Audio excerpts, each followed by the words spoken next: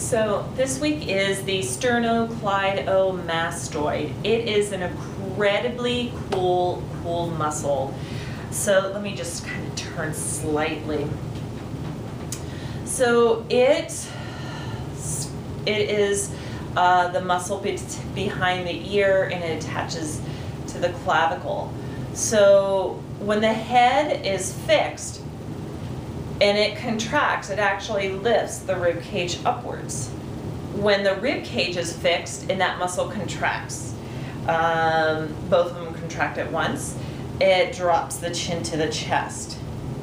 So and I always like to refer back, in a unilateral contraction, it rotates and tilts the head to the opposite direction.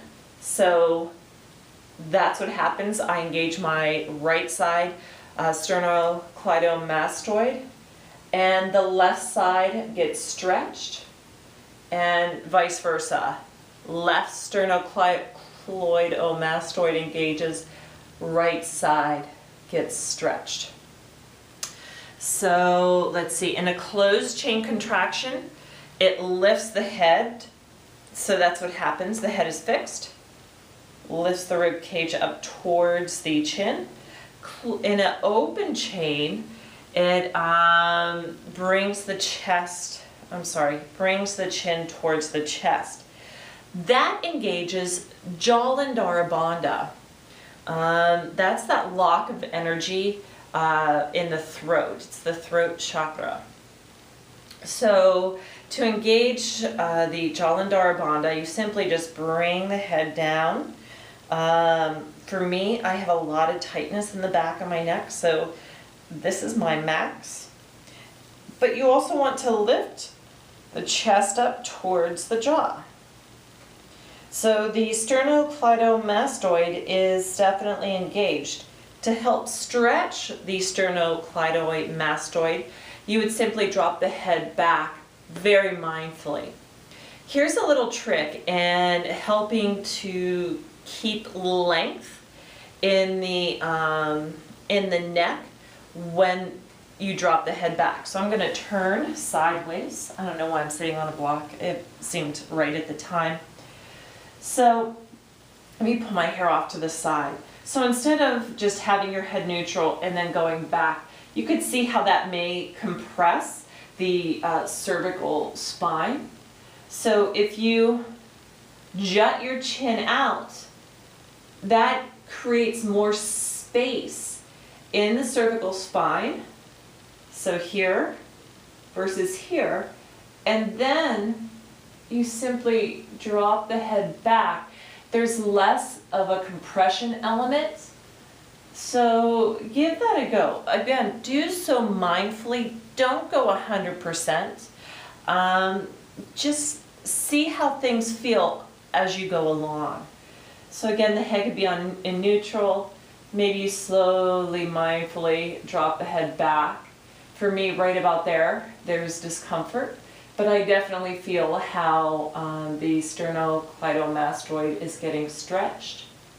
But if I'm able to jut my head forward, my chin forward, and then drop the head back, I could go further back. So again, sternocleidomastoid engaged. In the east-facing pose, obviously the head is dipping back, as well as wheel pose. So those are some areas where the sternocleidomastoid will get stretched. I hope that this helps you during your practice, and you can play around. So even when you go into Trikonasana, how you would turn and just simply, I'm not going to go all the way in it, but when you get into Trikonasana and you allow the head to turn upwards, how my right side sternocleidomastoid is engaged, my left side is lengthening. Sometimes, here's another little trick for you guys. When people are in Trikonasana, sometimes I see their head all these different directions. Even, I'm going to come into a variation, just kind of a seated one, even like dropping down, and they think they're in Trikonasana. I'm just going to stand up. It makes more sense for me. So this, it's hard to do it incorrectly. So this is not Trikonasana. This is not Trikonasana. People don't know where their head is in reference to space. So a little trick that I figured out, bring your chin to your chest. So we pretty much know how that feels majority of the time.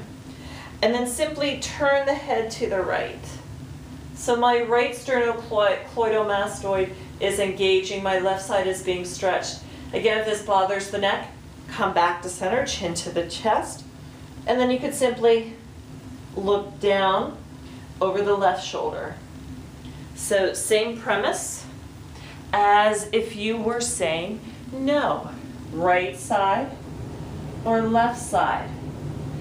Yes, sternocleidomastoid stretched, sternocleidomastoid engaged. So yes, no, I don't know. They both get engaged, so something I remember someone saying at some point. So I hope that this helps you. And if you have any further questions, please don't hesitate to contact me. So have a wonderful week. Namaste.